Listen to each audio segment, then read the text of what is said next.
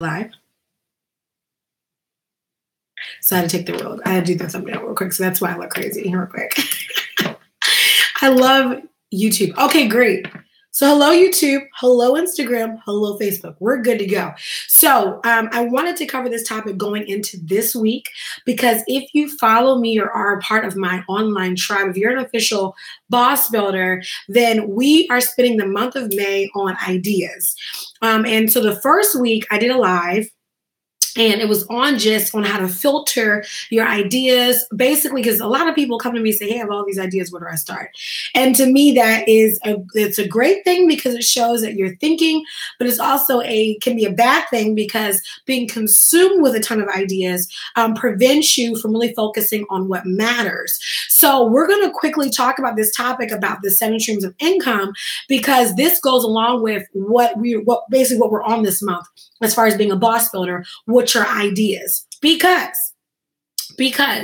I'm going to debunk a really big myth. Some of you may already be familiar, with probably what I'm going to say, but if you're not, cool. If you are, great. Let's keep on going.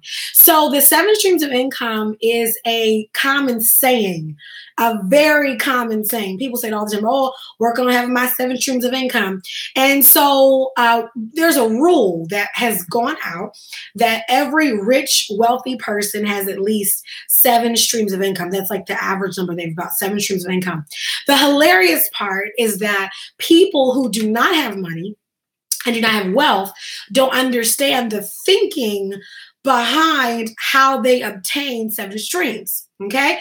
So the hilarious part is that someone who does not have money says, oh, let me go create 7 streams right now. Whereas the wealthy person didn't create 7 streams at one time because they're smart. Okay. So I'm going to quickly tell most people why. Most of the people that you know who are trying to do the 7 streams of income, why it will take them way too long. They will get their 7 streams, but it's just they're doing it all the wrong way. The hilarious part, I'm going back to this hilarious part, is that when we look at the people who are extremely wealthy, when you look at the Fortune 500 companies and their CEOs, when you look at the top of the top, the Forbes list, every single person on the Forbes list, I will tell you this one major thing.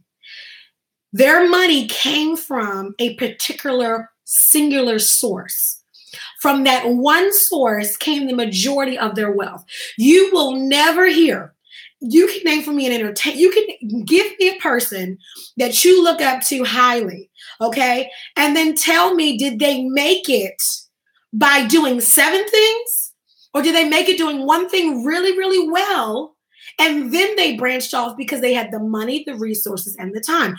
Here is what people do who are obsessed with making money, but the wisdom is lacking. And what I'm here to do is just give you some wisdom and give you also some patience, because a lot of times we don't have the patience to have the wealth. And what we do is we just want all this money. But you have to look at what the wealthy do to get the money. When you look at the wealthy, what they've done is they have found something that they do really well. Whether it is in the banking industry, whether it's in the oil industry, whether they are in the e-commerce industry, whether they're in the tech industry, whether they're in the entertainment industry, every single extremely successful person found one thing. Okay. And they grinded their behinds off to perfect it, because the only way to make a ton of money is to be competitive in the market. And in order to be competitive in the market, there has to be an intention, a level of focus that you're giving to that company so that it can be competitive. So the hilarious part, I like to use the word hilarious because it kind of makes it softer, is that what we do is we want to have the 7 streams, but we don't want to have the patience to work the one thing. Okay, that will become competitive in the market enough to fund the different streams. So what we do is, because we don't want to have patience, we start 7 different businesses at one time. They don't have any funding or any money for those 7 businesses because we never perfected one that could give us enough money to do investments and to do acquiring more businesses. We don't do that. We just have 7 different hustles. Yeah, hustles. And this is where I teach you where having the hustle grind is awesome, But when you don't have the CEO cap, you will always remain in poverty. You'll be a hustler, but you'll be a poor one because you've never slowed down to put on that bigger thinking, what's the big picture hat. So here's the thing. Where most people go wrong in 7 streams of income is that they try to create 7 streams at one time without perfecting one. When you perfect one, okay, the rest will come. I learned this in creating my different businesses. So, I'm a part of a family business. We're in the education field. So private schools for gifted African-American children. We focus on basically cranking out the top Black geniuses in the top 1%, making them competitive. Had to do a quick plug. Anyway, so that's, I came out of the education field. Then I started my own business where my very first business was in the creative marketing field. I was actually a freelancer. Then after freelancing, you guys might know my story, freelancing into having an agency. After an agency, got into e-commerce. But here is the thing. I have never started companies or businesses willy-nilly because I was like, oh, I want another stream of income. Because when you create another stream, that stream means water. And this is what many people do. That's what they do. Oh, I'm creating another stream. I'm a business owner. I'm a hustler. I got to get this money. And they, people say stuff like, I have to get this money. I'm thinking, where is your money coming from to fund this other business? Oh, well, I got to strap my boots together. I got to put some money into it, hard work. And I'm thinking, that's not how this goes. How this goes is you make one business really, really successful. Because here's my thing. If you can't make one business successful, what makes you think that doing 4 at the same time will make you more successful? Where's that thinking coming from us? Is that we lack patience to perfect one thing. Because to perfect one thing takes more work than you bragging about the 5 different businesses that you own. If you can't get one to get really, really good, having 4 won't make you any better. So when people tell me, oh, I own 6 businesses and I own a few, but everyone I have is doing very good. And everyone I have, I never struggled to start the next one because the first one has given me so much money that I took the money from one and put that into other. So that's why when we hear 7 streams, first of all, 7 streams does not mean 7 businesses. Just said streams. No one said businesses. Streams. So there's different ways, but that does not mean you own 7 businesses. I don't know where this mentality came because you know what? Let me tell you something. The wealthy, they value their time. Hustlers, we value, now I'm not going to say we because I'm a hustler and a CEO. So I got 2 hats. Hustlers value the grind. The wealthy value their time. You have to put the grind with the time together and realize that sometimes when you are trying to run all these different companies, if one did not do well, okay, and you're trying to, time for me to start another one, that's not how that works. Sit your tail down and get that first one together. Whenever we look at top owners and top CEOs, there was one business that they did well. But we can pick out Beyonce since everyone loves Beyonce, right? Okay, so you want to be as big as Beyonce, right? Okay. But I don't think being a baker, an accountant, a cook, a caterer, you do nails on the side as well. And then you tell the world that you are an expert at business. No. Out of all those ones, okay, which one should be your main focus? And that's why that's when we talk about ideas, things like that. When we look at Beyonce mastered her craft.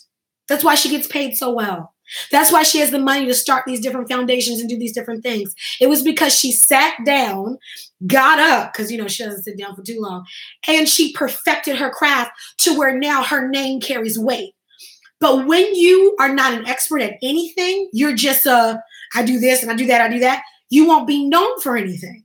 So that's why when we look at these top Forbes lists, they were known because there was one thing that they did very well. Okay. And then that one thing became something else. And a lot of times what happens is that one thing does so well that because they have stock options and so many different diverse things in their business, they have the ability to do other things, So now, I have the time now to maybe not to start another business, but to become a silent partner in one or to invest in another company. So again, a lot of people who just don't have the correct thinking, we think that we have to own 7 different businesses. No, it says 7 streams. Let's just perfect that title first first of all, 7 streams.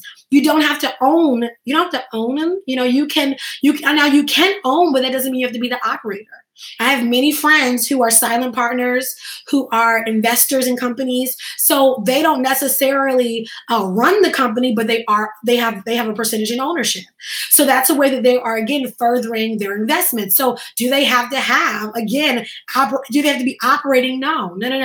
So this is why one of the things that I share with people is that when it comes to diversifying your money, on top of having investment stocks, bonds, mutual funds, all that good stuff, all that nice stuff. Then you have, of course, you have your real estate, right? But then too, you can also invest in businesses.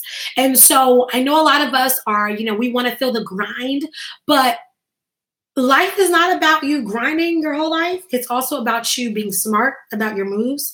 So being smart, for instance, me and some of my friends, we've been talking about, okay, let's stack some money from business that we have, take that money. And then what we're going to do is I'm looking at franchise options.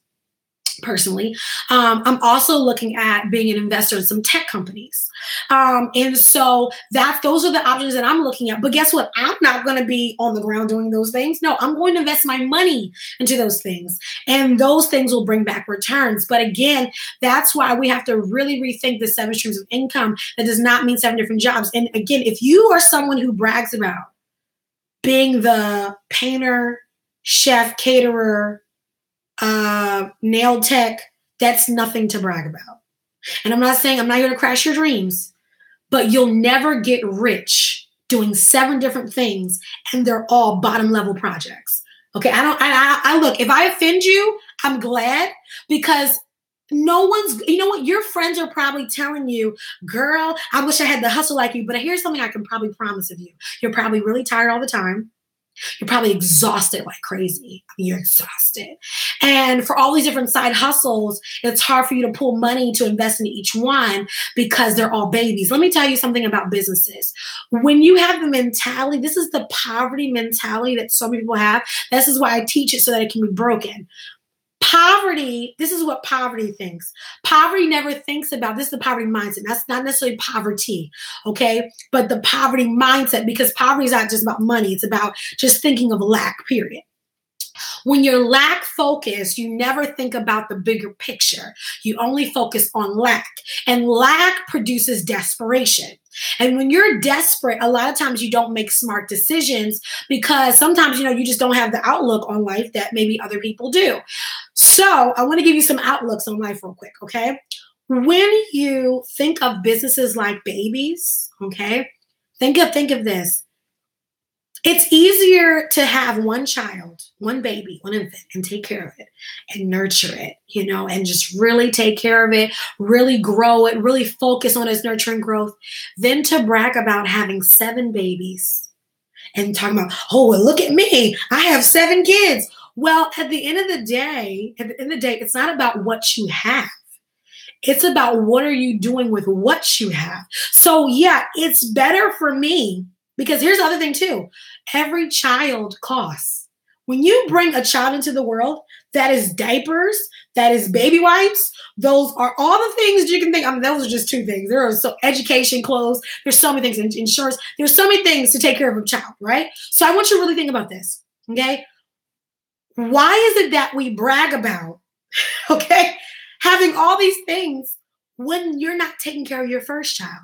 Right? This is what we have to think about. Would you bring a child into this world that you ignored, or maybe you didn't give you 100% because you're looking at all these other kids you have, right? You're like, you know what?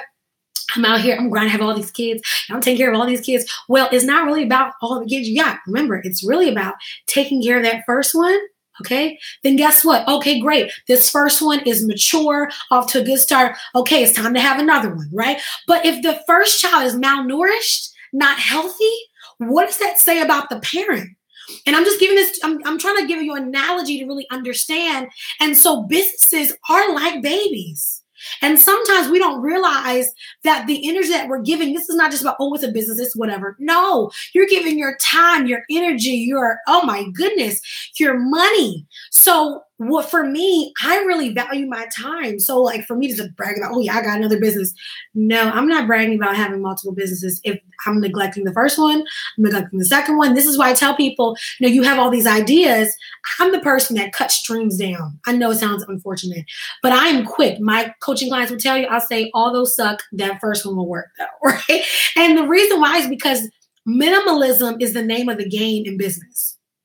Singular focus is the name of the game in business. If you're going to start another one and you're going to lack focus, figure out either how you're going to get the focus or don't do it at all, because it will not be productive. And for me, I've learned on like how sometimes I have to put stuff on the back burner in a business and say, listen, until we get this stuff right, this business is on pause. And I'm not going to be out here trying to brag about, oh yeah, we're moving forward. No, that business is on pause. Let's get some things in motion. Let's get some things organized. If I need to hire people, that's what's happening right now. And Gigi taught me in Eating 22. Those are two of my e-commerce businesses. I'm going to let in the past 2 weeks, of course, I'm not telling y'all, I'm just giving you this information.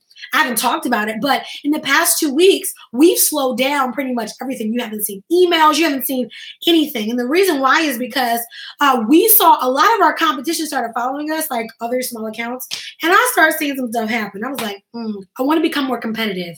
So what I did was I hired some more fashion focused people, because I could say I'm fashionable, but I'm not really like, creme de la creme. I'm not at all. Let me get this. You see what I'm wearing right now? Okay, I'm chill. So what I said to myself was, if I'm going to really be the competition, we need to rethink some things. So I'm not out here bragging. No, guess what? That business right now, we need to figure out how we're going to become competitive, how we're going to adapt, like I teach, how we're going to adapt these e-commerce businesses to the market. How can we batch more content out? And so those two businesses, listen, they're simmering right now. And so you have to do what you have to do, but minimalism is the name of the game, guys. Stop bragging about businesses that are not growing. You want me to hit some rocks and some hard places? Stop bragging about books that aren't selling. Stop bragging about courses that you aren't pushing. Stop telling people that you're a business owner. And I never hear you talk about your business. So when we talk about these 7 streams of income, and this is what I tell people, to create product is easy. Anybody can make something. Anybody can create a business. It doesn't take you that much money to fill out the paperwork, to make an LLC, to make a corporation. But what takes work? Hey, girl, what takes work is to make it successful. And this is why I'm so adamant about teaching people, stop struggling on purpose. Sit down. When we talk about your ideas, that's what we've been talking about all last week, and we're going to be talking about this week. We're on the second week of ideas. So if you're not on my email list, go to genesisdorsey.com. There's a sign up right there on that homepage. Sign up, because we're talking about ideas, because a lot of you guys have ideas, but the problem is that about 99% of them are not effective. So you want to find that one. It's like a needle in a haystack. You want to find that one that you can really focus on and give all of your attention to. You grow that one. And that one you put all your heart, your soul, your mind, and your body into. And it also needs to be something that can generate revenue at a good enough pace to where if you ever needed to leave your job or exit, it could take care of you. But some of us, this is the other thing too about 7 streams of income, guys, the key word is income. I'm in here. The key word is income, guys. Some things are meant to be nonprofits. There are some things people are not going to walk into a shop and buy. They instead need to be focused on giving to. And this is the hard conversation I've had to have with so many business owners, is that some things are not a business. Some things are a business, but it's more of the nonprofit route. You need donors and you need grants, because it's not like you're going to be getting people coming in every day, buying this for $5.99. This is a different thing. You have to figure out what is an emotional heartstring that can become a nonprofit and what should be a business. Some of us are doing things we're like, oh, people would buy this. And to be honest, because it's not something that can be marketable as a retail or service that many people would buy, you need to change that to a nonprofit. And that's the hard conversation I'm having with people who wanted me to be their business coach, because they thought that if I just coached them, that their business would change. And I told them, I said, listen, this is more of like a ministry nonprofit. this is not a business. Like a traditional, this is, in other words, this is a 501c3 type business. This is not a LLC or corporation type business. Because unless you have products or services, and the services have to be something that people can attach to, and it has to be something that can be competitive in the market. And because some of us are not giving attention to our businesses because we're too busy doing other things, that's why I tell people, if you choose to have a business, don't give the excuse of the 5 other things you have to do. You chose to fill out the paperwork. You chose to call yourself an entrepreneur. You chose to. So if you tell me, oh, well, I got to do this and I have this to do and I have that to do, who cares? You made the choice to be an entrepreneur. This is not a clock in, and then I can clock out when I don't want to. It doesn't work that way because you're building something. And so it's like a baby. You do not neglect a baby. Put it down and be like, you know what? I'm gone. No, you don't do that. It's like you are a mother or a father, if you're a guy, with a child. And literally it is the relationship of, I have to nurture this thing until it can walk on its own, till it can depart on its own. And that's what building a company is. You have to build something that can walk on its own. So when you look at the numbers coming in for your business, and if you're like, listen, I can't even if I can't leave and this thing won't make money, it's not structured right. So you have to build a business where you can hire people. If you build a business where you're in sole control and you can never have help, you're building a business that you can only run. So that's why I tell my, my coaching clients, build a business where it's built for help. You're building to where you have room for help. But when you're building a business that's all about you, only you, guys, you're going to struggle. I don't know who no one is, but you're going to struggle. So anyway, last minute. So Cassandra Henderson asked on YouTube, if you guys have any questions, you can ask now. And you can ask anything about business, but just ask now since we have a little bit of time. Cassandra Henderson, hey girl, asked, you may have mentioned it, but do you think that's why many people fell in business? Yes, it's why. I would consider it to be the number one reason. It's not because people quit. Because we're talking about failing, not quitting. I didn't know. But as far as many people failing in business, it's really because they don't have the focus. That's the number one reason. But most people don't want to admit it, or not. Most people don't want to admit it. But a lot of people don't like to sacrifice for what it takes to actually make a business. Here's the number one thing I try to tell people. Think about this. If you work at a job, let's say you work at a job, guys, okay? Hey, Miss Ford, hey, guys, let's say you work at a job, okay? That job that you're working at pays you. Now, you may say, well, it's not enough. But here's the point. They pay you, okay, to work there. And usually it won't be just you. Usually if you work at a pretty, decent job, there's multiple people there, right? Hey, Dreamstar. Hey, welcome to YouTube. So there's all these people who are working on your job with you, right? That company is making enough to not just pay for its expenses to run the company, but to also pay for you to be on payroll. On top of that, the insurances, the taxes, the owners, that business, I want you to really think of this. That business is doing well enough. I want you to, even if they end up declaring bankruptcy, whatever, but that business is doing good enough to create a product or service that has enough money to hire you, for you to take care of your family, so go on and so on, so on and so on.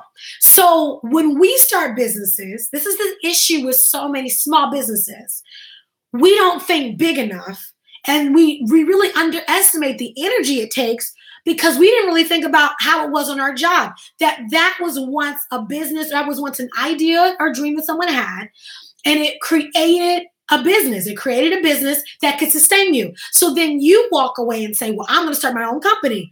And you underestimate all the work it takes that it needs to provide payment for you in your life on top of being able to sustain itself as a company. So a lot of times when small business owners start businesses, they never think about, I need to start something big enough. See, we think about something that just can feed us for a week or feed us and our families. Okay, but to grow a company that would actually sustain you for a long period of time and not just a little bit of change or something like that, it needs to be big enough to where you need to hire people, because in order to make even more money, you need to hire.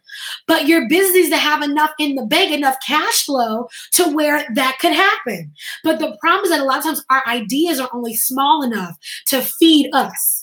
That's why I tell people, when you think about your ideas on the table, most of your ideas in your business, again, I can vouch for myself. I will come up with 100 ideas on these boards, 100.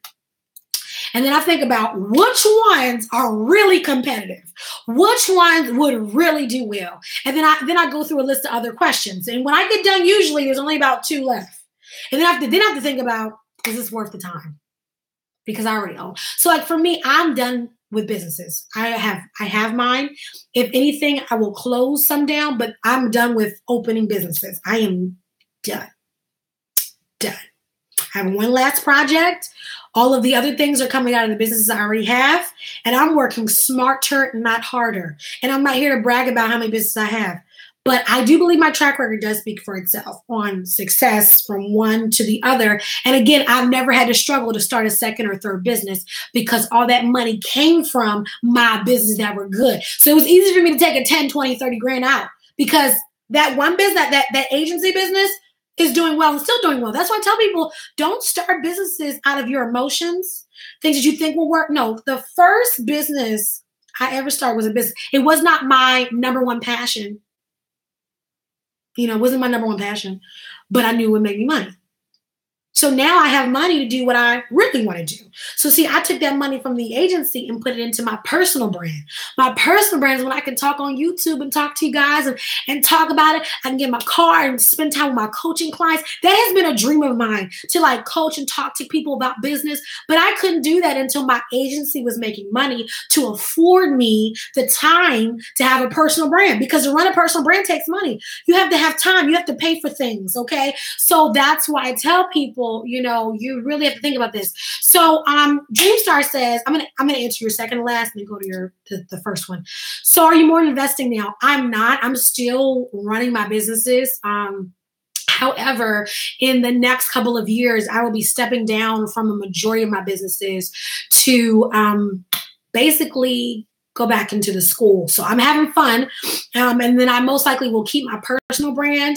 But honestly, my main focus moving forward, especially in the next 10 years, are to go back to school.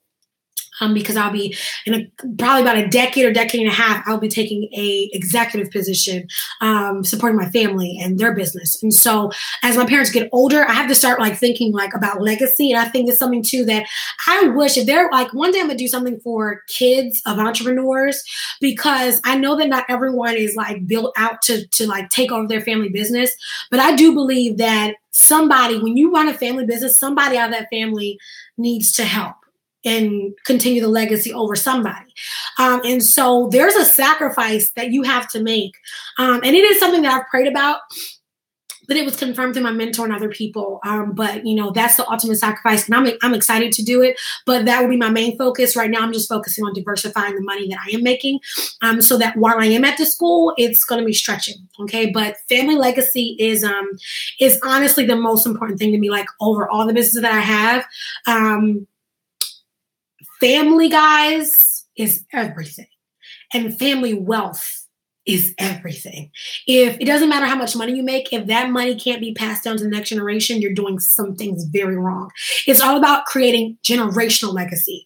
If you're only making enough right now for you, I'm not saying that you aren't going hard enough, but start thinking about, excuse me, the next generation.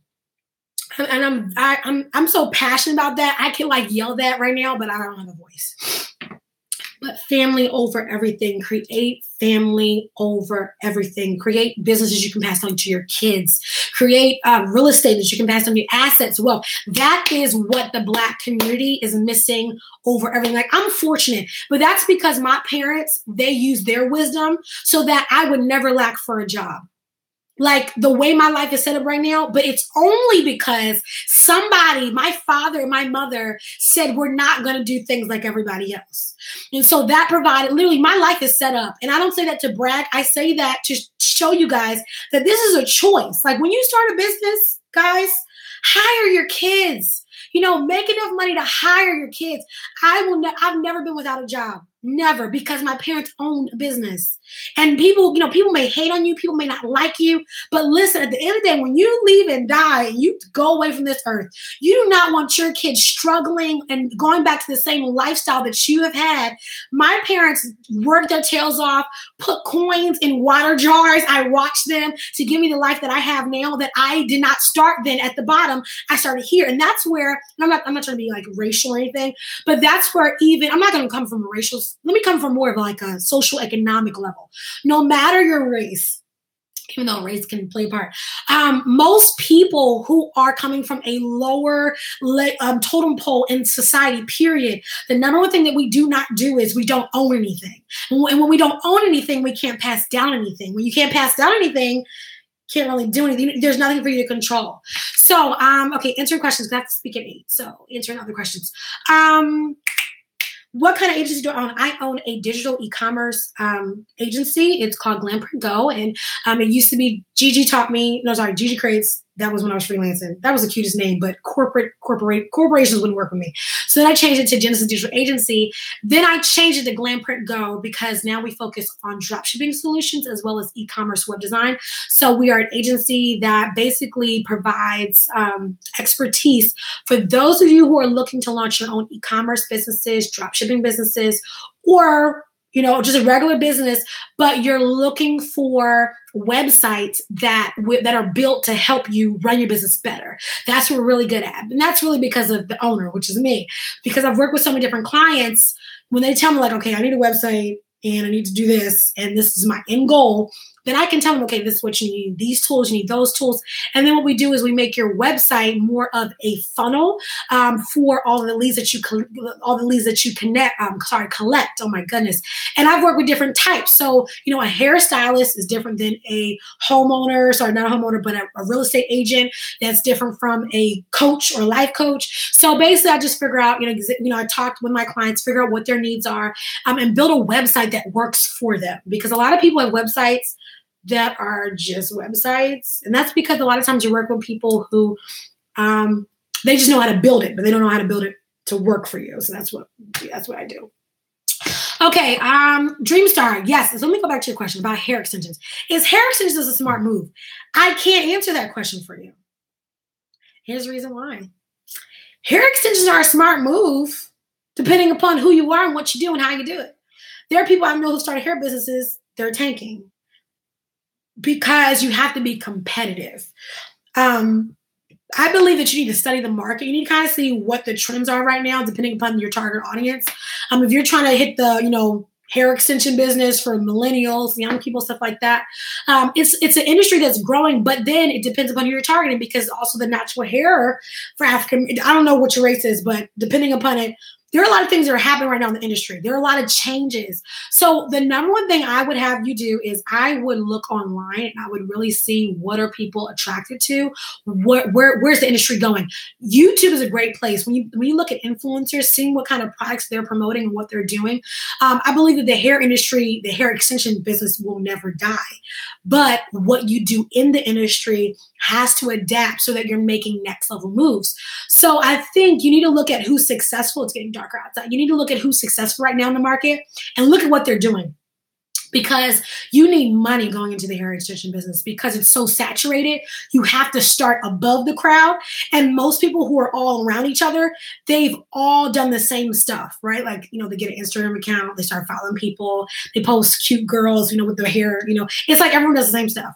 So you're going to need money to rise above, to work with influencers. So a lot of times when we see companies come out of like thin air and they just end up big on everyone's accounts, it's because they invest a lot of money working with influencers, promotions, ads. So I believe that you can do well, but you need money. That's why I tell people before you start a business, stack your, I know people don't tell you to do this, but guys, stack your money. I mean, put money, I'm being serious, put money on your mattress. I'm serious. I cannot tell you all when I first started my money. When I first started my very first business, and I was taking my $750 checks, okay? I would cash out, and I would take, because I knew how I was with my money, I would take the money, and then I would put it away. And I would just stack. And it's helped me. Okay. What advice would you give to an author to expand their business beyond book sales? So guys, authors, I love this, but authors, here's the great thing with authors. Authors, hear me out, please, please, please, please, please. Look at the market right now. Yes, Ming Lee is killing the game. Sound like she's really great. I love her marketing, but see, that's the thing. She does next level marketing. That's why she's winning. She's winning because of influence. That girl has tons of she's doing the thing. She's doing the thing. But again, you need money. You need money, especially because like when you come out, you're not going to be snob life. You know that, and I think that's the issue with people. When they come out, they think they're going to be like the same level as the top dogs. You're not. You gotta get yourself up there. Authors, I want you to look at the market right now. Authors, look at the market. How are people obtaining knowledge? Authors, you have some versatile ways to make money, but you got to be focused. The number one thing about authors, now it depends upon what you are. Now, home-based profits, are you a nonfiction or fiction? Because this is where my advice only goes one way with this. Now, I'm going to give this for nonfiction. If you are a nonfiction author, this is where my advice will definitely come into handy.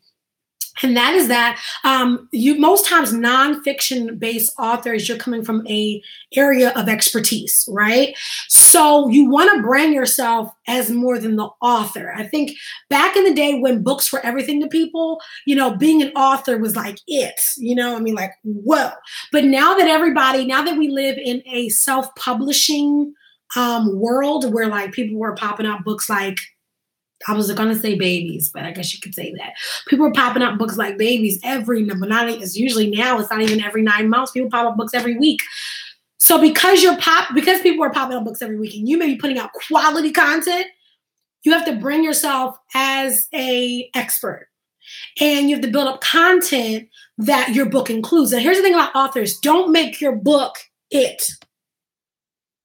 Don't make your book it. Make you it.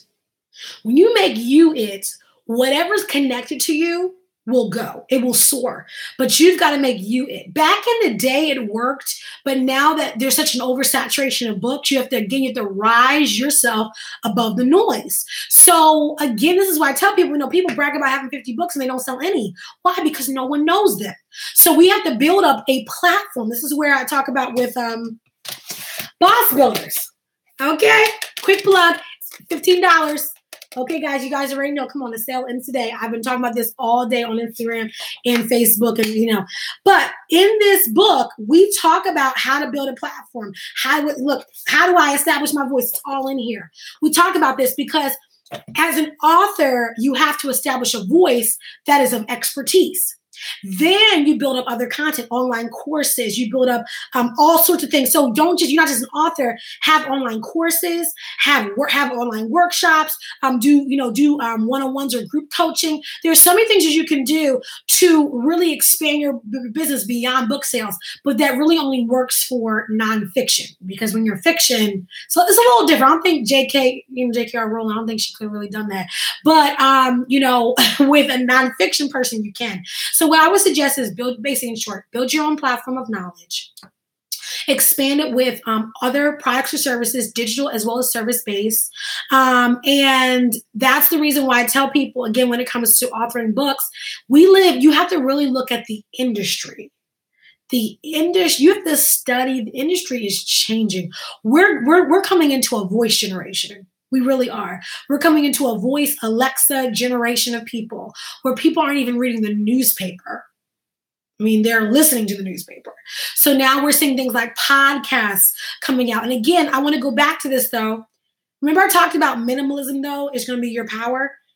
Out of the things that I've suggested, I don't want you to go out here and start doing everything. Okay? Because that's where most people give up, because you start doing 10 things and then it just becomes too much. I would say pick 3 things that you can really focus on and crank out. So you may say, I'm going to do a one-on-one course. So what you can do is when you look at your book, say, okay, so Takima House, she says, People want to know you and then connect to your book. You can do it with fiction. It's different prose, but it can be done. So yeah, so I can't give it from a fiction book. Takima can. She's an author expert. I can't do it from my fiction point. So I will connect with you on, I guess, you guys are on 2 different platforms though. I don't know how that works. But yeah, because Takima's commenting on Facebook and you Home-Based Profits on YouTube. But like I said before, from a nonfiction standpoint, don't pick everything. Just pick like 3 things you can do. So like, okay, I'm going to pick a one-on-one type course I can crank out. But even with that, you still have to build up an audience. One of the number 1 ways I built up my audience was collaborations. And really, honestly, it was collaborations and being good at what I did. And being like a face out there. The internet is so awesome. Use YouTube. But think about when you use YouTube, like let's say you pick 3 things. You're gonna do videos on YouTube, showcasing your expertise. But when you do your videos, use titles that people are searching for. One of the biggest things for those of you trying to establish your audience, guys, you're trying to do YouTube videos, when you don't use titles that people are searching for. Remember, YouTube is a search engine. People are like, how do I do this? How do I do that? Right? How do I do this? How do I do that? So when you're posting your titles on YouTube, I was talking to my friend Martha about this because she had a friend who was like, I do all these videos and I'm not getting any views. And it's like, because you're not using titles people are searching for. So like, that's why my videos that done well are like, how to start your own mug business, how to start your own t-shirt business, how to publish your journal. Duh, they're getting a lot of views because guess what people are typing in? How to start your own, how to write your first book, so you have to title your videos with what people are searching for. Do that and do like short videos, do long videos. I'm shocked that people really like people love my hour content. I don't know how, but people watch me eat them up. I'm like, wow. But just do it searchable. Second thing is you need to crank out more products. So it can't just be books because books have a limited value. I can't teach this enough. I can teach this 100 times. Guys, books have a limited value. Books perceived can only be so much. And in my coaching clients, they're probably tired of hearing me say this, but it's the truth. Books only have a certain kind of value. And because you don't have a large audience, it's not that you can't write a book because you want to have a book. You need to have a book because you need to have a product to sell. But you have to realize, don't come out thinking, oh, I'm going to have 500 people and you don't have an audience. So you want to build up your audience, but you also need to realize that just having books is going to cap you because unless you have a publishing deal and you have a promise to 100,000 copies being sold, you still need to have, again, we live in an online course world. We live in a service world where you can, again, provide services. So those are some things that you really need to think about to expand yourself beyond just being an author. You're not just an author. You are a CEO, you're an entrepreneur, you're, whatever you want to give your title, you're a blank expert, you're a financial expert, whatever it is that your expertise is about, that's what you want to really focus on, your brand, yourself, then whatever's connected to you will sell better. That's why I tell people, building up your audience is everything. Everything. Everything. I teach my clients, it's better for you to spend a whole year building up an audience than for you to be an author of 33 books that don't sell. Build up an audience because then people will care about whatever it is you want to talk about. So me releasing Boss Builder now, first of all, I didn't even have the expertise at like 5 years ago to even talk about this. But I couldn't have released this 3 years ago. No one would have bought it. My platform now, with my emails I have now, listen, is doing very well. I probably though need to start telling people to go buy Amazon because now I need Amazon reviews because it's been on Amazon. But I've done very well, and this is the crazy thing. I've done very well from people buying from my own website, like very well. So it's the sense of, but me, I have a platform and I've built my platform. Then I release content out, and that's really what helped me to have effective sales. So, and again, there's not. I'm not gonna say there's a cookie cutter way to do it because there's so many guys different ways to do it. There's so many different ways. Takima wrote for Home-Based Profits. If you want to connect with Takima and get some advice, you can. I'm just going to copy and paste this into the thing. Can I do it? There you go. So if you want to hit up Takima about if anyone wants the book information, you can get it there. So just put it in the YouTube. Okay. So any other questions before I go? I think I'm good. I have to get ready to teach in this private Facebook group. Virtual conference. Are we good, guys, with all the questions? All right, guys. Hey, Lori. Oh my God, you lied. She's amazing. And I was just hanging out with her. And she's like a really good exhorter. But she says that, she wasn't going to preach at this event. But then she started preaching. But she said there was no preacher present. She said that there was no preacher present. But she said, we don't have a preacher. We don't have a speaker. And I was like, no, we do have a preacher. And we do have a speaker. They're all the same person. It's Lori. It's her. Anyway, I'm going to see you guys later. I'm going to get ready for this event. But guys, stay connected. Okay, guys, stay connected. We have a lot of great information cracking out. So let me give you, as we come to a close, let me give you some information on what's happening this week with the Boss Builders. Okay, anyway, Boss Builders. If you're not on the email list, you're behind these email list by tonight. If it's not on by tonight, I won't do anything to you, but you really need to be online. So you want to go to my website, which is genesisdorsey.com. Do you have to be a Christian? No. Am I a Christian? Yes. Do you have to be a Christian to learn from me? Heck no. Everyone can learn from me. I actually had a Buddhist reach out to me, and she was hilarious. She was like, I'm a Buddhist, but I really know I can learn from you. I was like, yes, you can. So actually, I'm going to answer her question about drop shipping with Amazon. Are you doing anything more? Are talking about it? I mean, what do you mean? Are you doing any more with using your Christian beliefs in business? Talking about it, I mean. Oh, wait, you mean like you talking about like the kingdom entrepreneurship kind of thing? Yes, but I've split the content because I'm getting a lot of people who are coming to my main YouTube channel, and I think they're getting confused. They're like, is this a Bible account or a business account? So what I've done is it's split. I've actually started a second YouTube channel. Bada bada bang boop. It's called Beauty in the Bible. And I haven't promoted it yet because I was trying to get some, branding behind it and stuff like that. I finally finished it. So I have 2 accounts now. I'm going to start announcing them more. You'll see them in the YouTube descriptions. So I have all of my like biblical Bible entrepreneurship stuff. All that will be on the Beauty in the Bible channel. But then all of my drop shipping, like business one-on-one stuff will be on my main YouTube channel, which I have now, which is Genesis Dorsey. So yes, it's still coming. We are cranking up for an amazing summer. I'm like so hyped. So we have a lot of things coming out. We have the 10K summer coming out, which are for service-based businesses. It's a challenge. I'm giving $1,000 away at the end of the summer all the rules are coming out. But anyway, it's going to be awesome. But I am doing that. But let me tell you what's happening this week with the Boss Builders. So the first thing is you need to sign up for my email list. If you're not on my email list and you're trying to like, Gigi, I need to grow my business, girl. And I'm like, you're not on my email list? Like, no, go to my email list, genesisdorsey.com. It's my name. That is.com. When you go on my homepage, first of all, my website is dope. Okay. But there is a sign up box. Okay. Sign up, then click on start here.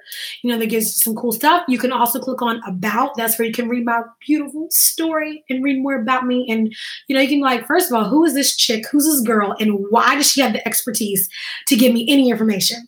It tells you all about it. Okay. So once you sign up, you're going to get some information. You're going to get a 2-day free training called Boss Builder.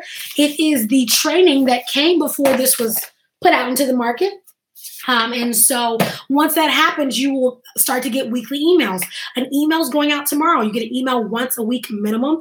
An email goes out tomorrow, and we're on our second week.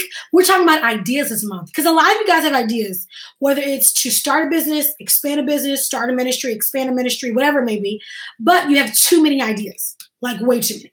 And so it's consuming your thinking process because remember, minimalism is everything in business. Okay, it's not about having a ton of stuff, but having the right things.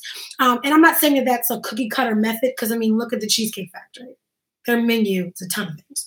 But what they have done is figure out what they do well. So in a sense, that is minimalism because they're saying, listen, we're going to do this very, very well. And that's what they do very, very well. The orange chicken. Come see, come saw. Anyway, but like I said before, with the week, we're in the second week of ideas. The first week we talked about how to filter your ideas. Now we're going to go deeper into creating a blueprint for your ideas. So once you figured out which idea in your business is like the best one, I'm going to teach you, I'm actually going to show you here in the office how I actually take one of my ideas. I'm going to show you actually my plan that I did for Glam Print Go and for Gigi Taught Me, a service-based along with a e-commerce. And I'm going to show you retail e-commerce. I'm going to show you how I took one idea and how I broke it down into actual plan of action and how that plan of action became a business. Because some of you are like, okay, I've got an idea. What do I do now? So now that's what's going to happen this week. I stream every Wednesday. That video will go live on Wednesday. It'll go live from my Facebook page at 12 noon. So that's it. So I'll see you guys this Wednesday at 12 noon here. Right here on my Facebook page. So it'll be on my Facebook page only. I do not stream to my YouTube. I will upload it as a replay. Okay, guys? So I'll see you guys later. Have an awesome week. Be blessed, okay? And I'll talk to you guys on Wednesday at 12 noon. I have a lot more announcements coming out, so just stay tuned with my Facebook and my Instagram and all my other accounts and email list. I'll see you guys later. So bye, Facebook. See you later. We're shutting things down over her. And then I'm going to shut things down. Let me hit done. Shut things down over to her. Y'all pray for me. Okay, bye, YouTube.